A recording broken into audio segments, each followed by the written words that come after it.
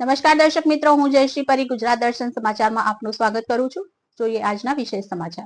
વિસ્તારમાંથી ફરી દેહ વ્યાપાર ઝડપાયો. સુરત પોલીસે પાલ ગૌરવપત રોડ બેલેઝીમો હબ કોમ્પ્લેક્સમાં દરોડા પાડ્યા હતા, જ્યાં હોટલ બેલેઝીમો ખાતેથી દેહ વ્યાપારની અનૈતિક પ્રવૃત્તિ ચાલતી હતી. પોલીસે ગ્રાહક બની દેહ વ્યાપારની અનૈતિક પ્રવૃત્તિ પકડી પાડી હતી, જ્યાંથી પોલીસે આરોપી સાહિલ ઉર્ફે અયાન ઉસ્માનગની ચૌહાણને ઝડપી પાડ્યો હતો.